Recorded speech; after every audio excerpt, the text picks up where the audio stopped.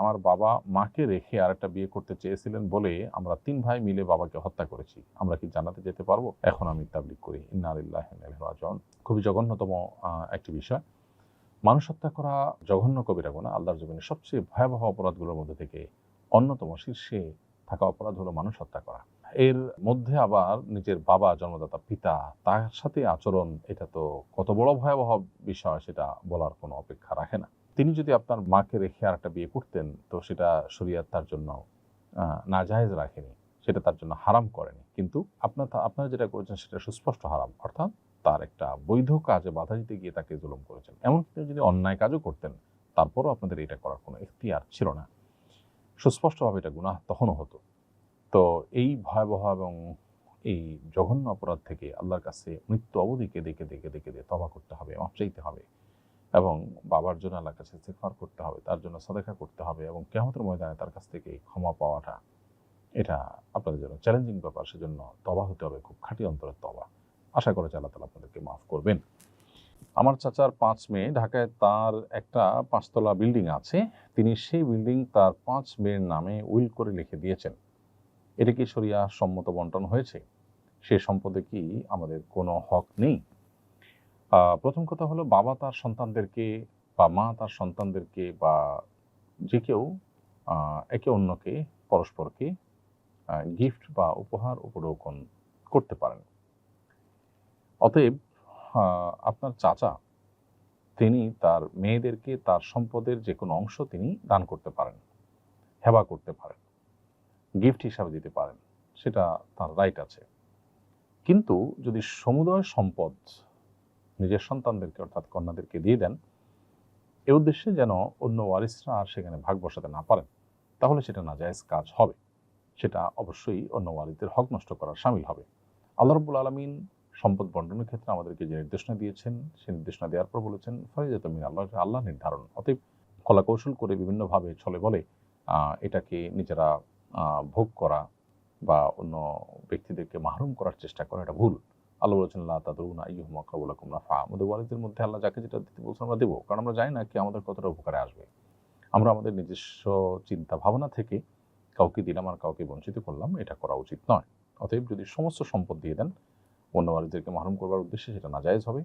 আর এখানে যেটি আপনি লিখেছেন সেটা হলো উইল করেছেন, অর্থাৎ ওসিয়ত করেছেন। ওয়ারিসদের জন্য কোনো ওসিয়ত করা জায়েজ নেই। নবী সাল্লাল্লাহু আলাইহি ওয়াসাল্লাম বলেছেন সুস্পষ্টভাবে হাদিসে, লা ওসিয়াতা লিওয়ারিসিন, ওয়ারিসের জন্য কোনো ওসিয়ত নেই। ওয়ারিসদেরকে দান করতে পারেন, হেবা করতে পারেন, অথবা মৃত্যুর পর তাদের যে আল্লাহ হিস্সা রেখেছে সেই হিস্সা অনুযায়ী তারা পাবেন। মেয়েরা যদি একা থাকেন তাহলে অর্ধেক সম্পদ পান, আর যদি একাধিক থাকেন তাহলে 3 ভাগের 2 ভাগ সম্পদ মেয়েরা সমান হারে পান, যদি কোনো ছেলে না থাকে। অতএব আপনার চাচা যে ওসিয়ত করেছেন সে ওসিয়ত করা জায়েজ নয়।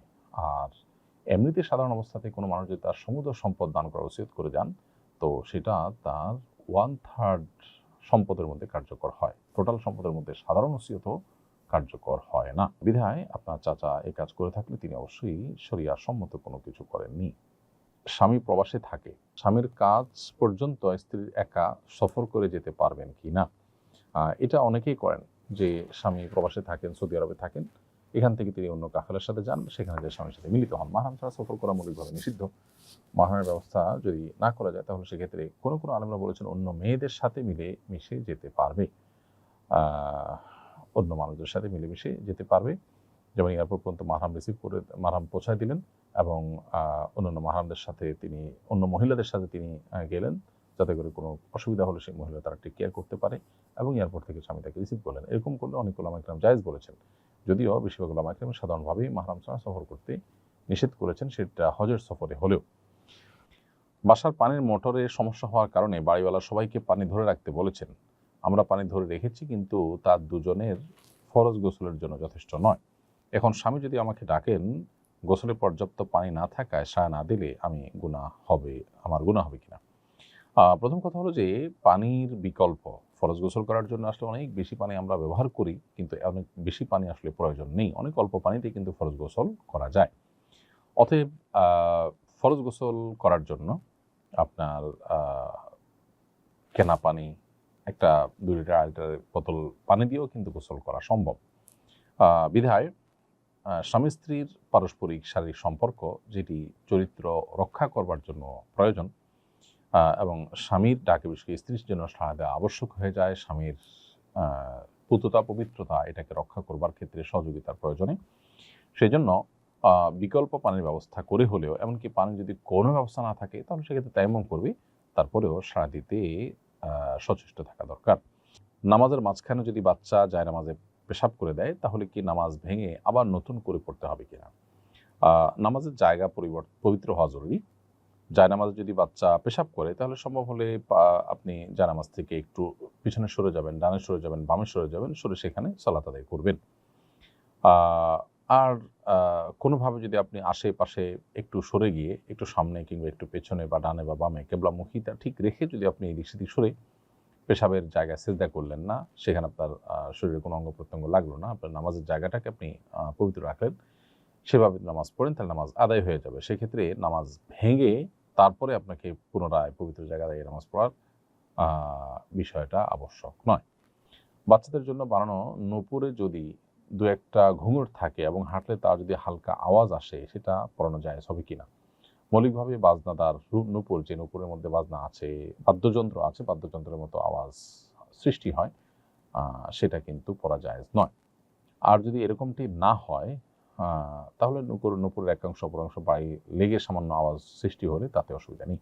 মা, মেয়ে, দাদি, নাতনি বা আপন বোনেরা স্নেহবশত একে অপরকে জড়িয়ে ধরে ঘুমানোর ব্যাপারে শরিয়ার বিধান কি? উভয়ের যদি স্বাভাবিক পোশাকে থাকেন তাহলে সেক্ষেত্রে কোনো অসুবিধা নেই। ফিতনার কোনো আশঙ্কা না থাকলে এবং হারামের কোনো লেশ না থাকলে মৌলিকভাবে এটাতে কোনো অসুবিধা নেই।